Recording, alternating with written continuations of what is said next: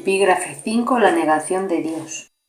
Los ritos del Dios de la enfermedad son extraños y muy estrictos. En ellos la alegría está prohibida, pues la depresión es la señal de tu lealtad a Él. La depresión significa que has abjurado de Dios. Son muchos los que tienen miedo de la blasfemia, mas no entienden lo que es. No se dan cuenta de que negar a Dios es negar su propia identidad, y en este sentido el costo del pecado es la muerte. Esto es así en un sentido muy literal. Negar la vida hace que se perciba su opuesto, de la misma manera en que toda forma de negación reemplaza lo que existe con lo que no existe. Nadie puede realmente hacer esto, aunque no cabe la menor duda de que eres capaz de pensar que puedes y creer que lo has hecho. Mas no te olvides de que negar a Dios dará lugar inevitablemente a la proyección, y creerás que son otros y no tú los que te han hecho esto a ti. Es imposible que no percibas el mensaje que envías, pues ese es el mensaje que quieres. Tal vez creas que juzgas a tus hermanos por los mensajes que ellos te envían a ti, pero por lo que los juzgas es por los mensajes que tú les envías a ellos. No les atribuyas tu propia denegación de tu alegría, o no podrás ver en ellos la chispa que te haría feliz. Negar la chispa conduce a la depresión, pues siempre que ves a tus hermanos desprovistos de ella, estás negando a Dios. Mantenerse fiel a la negación de Dios es la doctrina del ego. El Dios de la enfermedad, obviamente, exige la negación de la salud, ya que la salud está en clara oposición a su propia supervivencia. Mas considera lo que esto significa para ti. A menos que estés enfermo, no puedes conservar los dioses que inventaste, pues solo estando enfermo podrías desearlos. La blasfemia, por lo tanto, es destructiva para el yo, pero no puede destruir a Dios. Blasfemar significa que estás dispuesto a no conocerte a ti mismo, a fin de estar enfermo. Esta es la ofrenda que tu Dios exige, pues al ser este producto de tu demencia, no es más que una idea demente, y se manifiesta de muchas maneras. Pero si bien puede parecer ser muchas cosas diferentes, no es sino una misma idea, la negación de Dios. Parece como si la enfermedad y la muerte hubiesen entrado en la mente del Hijo en contra de la voluntad del Padre. El ataque a Dios le hizo pensar a su hijo que era huérfano y como resultado de su depresión inventó al Dios de la depresión. Esa fue su alternativa a la dicha, porque no estaba dispuesto a aceptar que, si bien era un creador, él mismo había sido creado. El hijo, sin embargo, se encuentra desamparado sin su padre, quien constituye su única ayuda. Dije anteriormente que por tu cuenta no puedes hacer nada, pero tú no existes por tu cuenta, pues si existieras por tu cuenta, lo que has hecho sería verdad y nunca te podrías escapar. Precisamente porque no te creaste a ti mismo es por lo que no tienes que preocuparte por nada. Tus dioses no son nada porque tu Padre no los creó. No puedes crear creadores que no sean como tu creador, de la misma forma en que Él no habría podido crear un hijo que no fuera como Él. Si la creación es compartir, no puede crear lo que no es igual a ella misma. Solo puede compartir lo que ella es. La depresión es aislamiento, por lo tanto, no pudo haber sido creada. Hijo de Dios, no has pecado, pero sí has estado muy equivocado. No obstante, eso puede corregirse y Dios te ayudará, pues sabe que no puedes pecar contra Él. Lo negaste porque lo amabas, pues sabías que de reconocer tu amor por Él no habrías podido negarle. Negarle significa, por lo tanto, que lo amas y que sabes que Él te ama a ti. Recuerda que tienes que haber conocido previamente lo que niegas, y si aceptas la negación, también puedes aceptar su deshacimiento. Tu Padre no te ha negado. Él no toma represalias, pero sí te pide que retornes. Cuando piensas que Él no ha respondido a tu llamada, es porque tú no has respondido a la suya.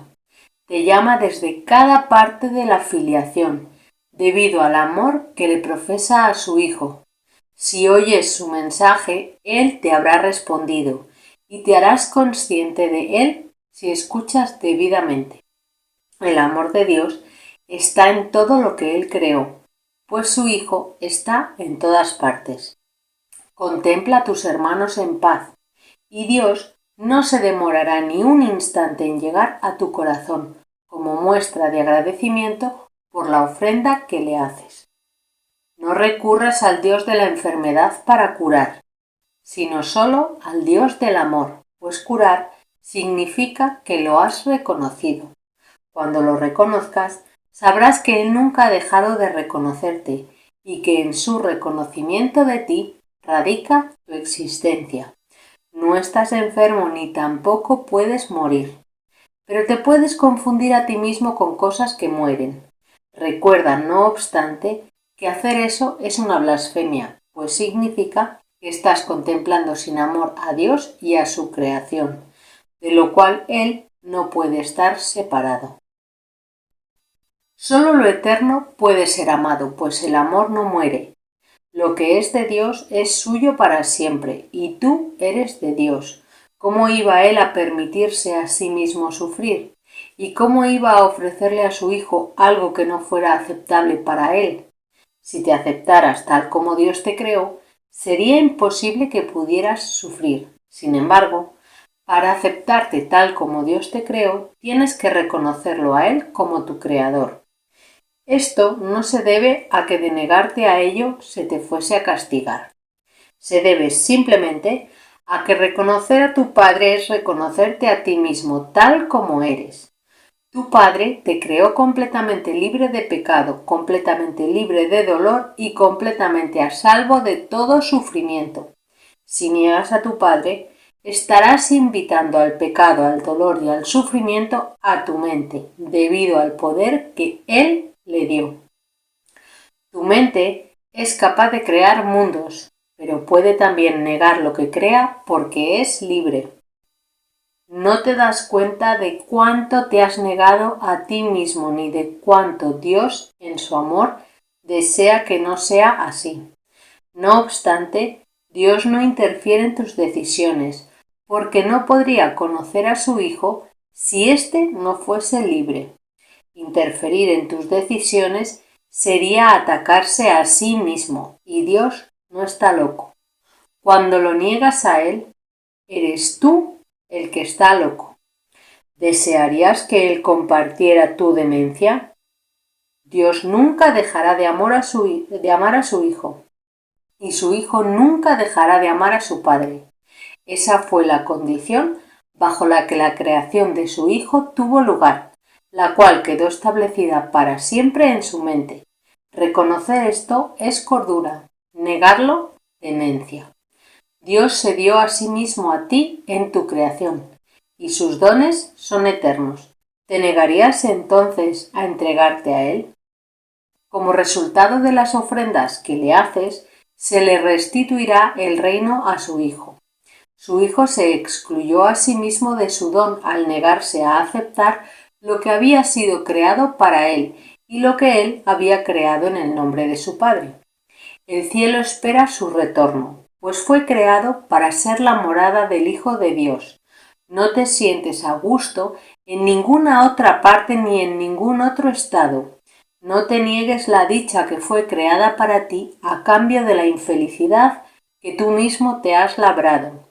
Dios te ha proporcionado los medios para que puedas deshacer lo que has hecho. Escucha y aprenderás a recordar lo que eres. Si Dios sabe que sus hijos son completamente impecables, es una blasfemia percibirlos como culpables. Si Dios sabe que sus hijos no pueden sufrir dolor alguno, es una blasfemia percibir sufrimiento en cualquier parte. Si Dios sabe que sus hijos son completamente dichosos, es una blasfemia sentirse deprimido. Todas estas ilusiones y las múltiples formas que la blasfemia puede adoptar son negativas a aceptar la creación tal como es. Si Dios creó a su Hijo perfecto, así es como debes aprender a considerarlo para que puedas conocer su realidad. Y como parte de la filiación, así es como tienes que considerarte a ti mismo para que puedas conocer la tuya.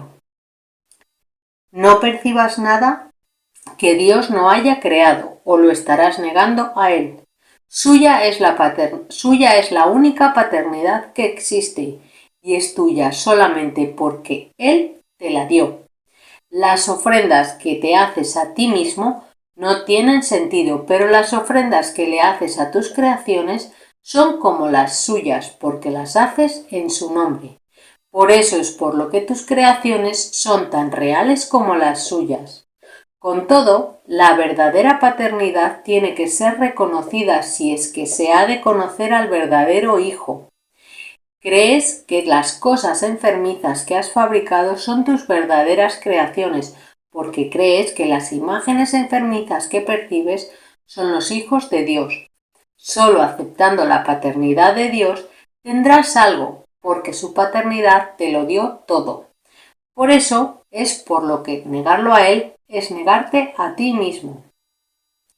La arrogancia es la negación del amor, porque el amor comparte y la arrogancia no. Mientras ambas cosas te parezcan deseables, el concepto de elección que no procede de Dios seguirá contigo. Si bien esto no es verdad en la eternidad, en el tiempo lo es. De modo que mientras el tiempo perdure en tu mente te verás obligado a elegir. El tiempo en sí es algo que tú elegiste. Si quieres recordar la eternidad, debes contemplar solo lo eterno. Si permites que lo temporal te preocupe, estarás viviendo en el tiempo. Como siempre, tu elección estará determinada por lo que valores. El tiempo y la eternidad no pueden ser ambos reales, porque se contradicen entre sí. Solo con que aceptes lo intemporal como lo único que es real, empezarás a entender lo que es la eternidad y a hacerla tuya. Bueno, pues pasamos a la lectura comentada del párrafo 1, he destacado Dios de la enfermedad, entendemos que es el ego, y nos dice que en los ritos del Dios de la enfermedad la alegría está prohibida y la depresión es la señal de tu lealtad a Él. Es verdad que cuando nosotros le tenemos lealtad al ego, es decir, a este cuerpo, cada uno al suyo, pues siempre estamos preocupados de lo que otros pensarán de nosotros, estamos siempre separándonos del otro, diciendo, él tiene más, yo tengo menos, o al revés, y entonces lo que resulta de esto es depresión. Luego nos dice, en la línea 5, que negar a Dios es negar nuestra propia identidad, y en este sentido el costo del pecado es la muerte. Mientras nosotros neguemos nuestra identidad, vamos avanzando hacia la muerte. Pero aparte, el costo del pecado es la muerte ahora. Como estamos negando nuestra identidad, nuestra verdadera identidad, nos percibimos en un mundo que nos ataca, que nos agrede. O sea, la depresión, el curso en alguna parte, la define como muerte. Entonces, es una forma de muerte en sí. Dice, negar la vida hace que se perciba su opuesto. Negar esa alegría que da la chispa del espíritu, pues hace que se perciba lo opuesto, la depresión, el decaimiento, el ir arrastrando los pies. Dice, nadie puede realmente hacer esto, aunque eres capaz de pensar que puedes y creer que lo has hecho. O sea, nosotros creemos que hemos negado a Dios satisfactoriamente y que estamos sobreviviendo aquí sin Dios, ¿no? A pesar de que es Dios quien nos da la vida, no podríamos sobrevivir si lo negáramos. Pero nosotros creemos en nuestra locura que eso es lo que hemos hecho. Dice, negar a Dios dará lugar inevitablemente a la proyección. Esto es lo que... O sea, en el cielo había extensión, creación, y la vertiente sin amor es la proyección. En la extensión, una mente, extiende algo justamente para conservarlo. En la versión de la proyección aquí, uno proyecta de aquello de lo que se quiere librar, pero como la mente sigue obedeciendo las leyes de la mente y justamente extiende para conservar, justamente eso que proyectamos, de lo que queremos librarnos, en realidad lo estamos conservando. Y entonces nos dice que no juzgamos a nuestros hermanos por los mensajes que ellos nos envían a nosotros, sino por los que nosotros les enviamos a ellos. Fijaros, nosotros enviamos un mensaje a través de, imaginaros que tengo aquí un proyector. Yo mando un mensaje desde aquí y digo, yo no soy ladrona. Por lo tanto, este atributo del que me quiero librar, ¡pum!, aquí a proyectar. Lo proyecto sobre él, le mando el mensaje a él de que es ladrón y luego lo veo y digo, ¡qué ladrón! Y eso es por lo que les juzgo. Les juzgo por el mensaje que yo le mandé con mi proyector para que él representara ese papel para mí. Y dice, no les atribuyas tu propia negación de tu alegría, o no podrás ver en ellos la chispa que te haría feliz. Cuando nosotros vemos al mundo externo o a los demás como los causantes de nuestra falta de alegría, no podemos percibir la alegría en ellos, porque estamos percibiendo que ellos son como cuando dicen, ¿no?, personas tóxicas o personas negativas o personas con mala vibración. Ya estás decretando que son así para ti, ya no vas a poder disfrutar de ellos, no vas a poder encontrarte feliz en ellos porque ya has decretado que ellos son personas de baja vibración para ti. En lugar de reconocer que tal vez estás proyectando algo que no te gusta y que te gustaría dejar de proyectar.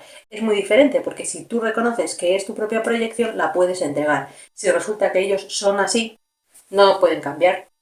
Entonces, pues tú puedes decir, no, pues me voy a cambiar de ciudad para no coincidir con ellos, da igual. Si el proyector lo llevas aquí instalado, ya lo proyectarás sobre otras personas. Entonces es mejor cambiar la película. Porque la pantalla, aunque cambie la pantalla, si tu película está proyectando lo que está proyectando, lo vas a proyectar en otro lado. Nos dice en el párrafo 3, blasfemar significa que estás dispuesto a no conocerte a ti mismo a fin de estar enfermo. Fijaros, nosotros pensábamos que la blasfemia era insultar a Dios, y aquí lo que nos dice es que blasfemar es negarlo, pero fijaros cómo nos dice que lo negamos. Con el hecho de no conocernos a nosotros mismos, con el objetivo de estar enfermos, eso es negar a Dios. O sea, estar enfermo es blasfemar y percibir enfermedad en otros es blasfemar. O sea, que lo hacemos continuamente. Dice, esa es la ofrenda que tu Dios exige, la negación de Dios. El ego nos exige la negación de Dios. Y entonces nos dice en el párrafo 4, el ataque a Dios le hizo pensar a su hijo que era huérfano y como resultado de su depresión inventó al Dios de la depresión. Y dice que el hijo no estaba dispuesto a aceptar que si bien él era un creador, él mismo había sido creado.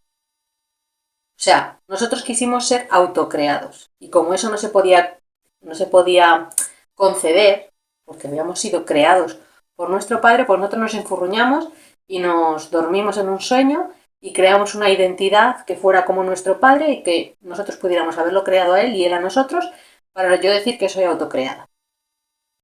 Y entonces, después encima, dijimos que Dios nos había echado del paraíso. Nos dice en el párrafo 5, por tu cuenta no puedes hacer nada, cosa que ya sabemos porque este laberinto lo hemos urdido a prueba de nosotros mismos y sin la ayuda del espíritu no saldríamos de aquí. Entonces, nos reafirma aquí, por tu cuenta no puedes hacer nada. Precisamente porque no te creaste a ti mismo es por lo que no tienes que preocuparte por nada. Fijaros, aquí cuando se dice, en realidad no hay nada que hacer, ¿no? Está todo hecho. Y es verdad. ¿Qué pasa? Que si ahora yo digo, o sea, que yo me puedo sentar aquí y relajarme y no hacer nada. En teoría sí podría hacer eso. Pero es que cuando yo pienso que no estoy haciendo nada, sí que estoy haciendo. Porque estoy con mi mente errada, continuamente pactando con el ego para seguir aquí. Y aunque de eso no me di cuenta, estoy todo el tiempo diciendo, quiero seguir aquí, sí, quiero seguir aquí, sí, quiero seguir oponiéndome a Dios, sí, quiero seguir haciendo la cara por mi cuenta, sí. Y eso lo estoy haciendo sucintamente. Entonces, no hacer nada es hacer eso sin darme cuenta.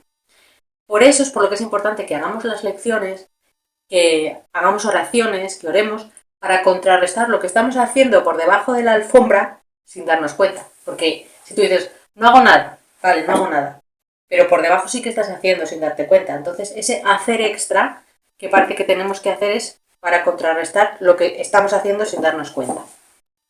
Y entonces nos dice, tus dioses no son nada, porque tu padre no los creó.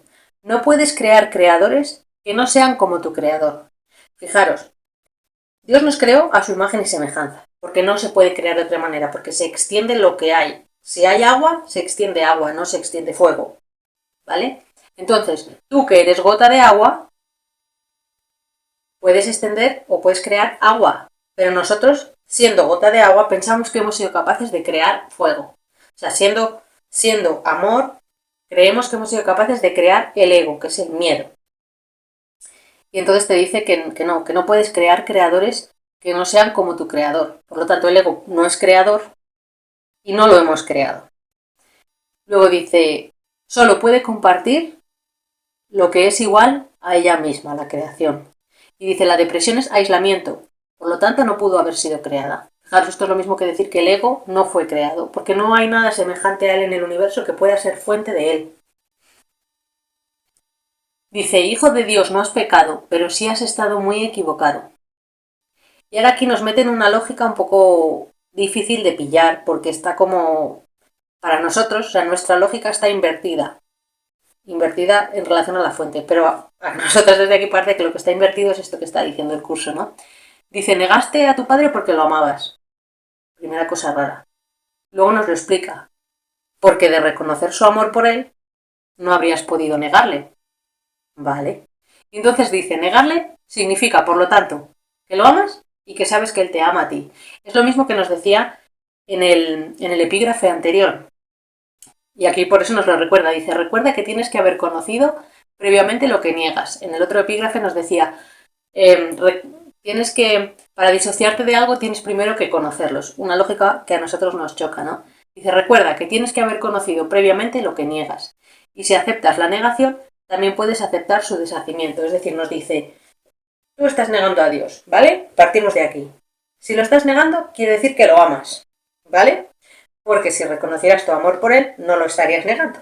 Entonces, como lo amas y sabes que lo estás negando, igual que puedes negarlo, puedes aceptar el deshacimiento de esta negación.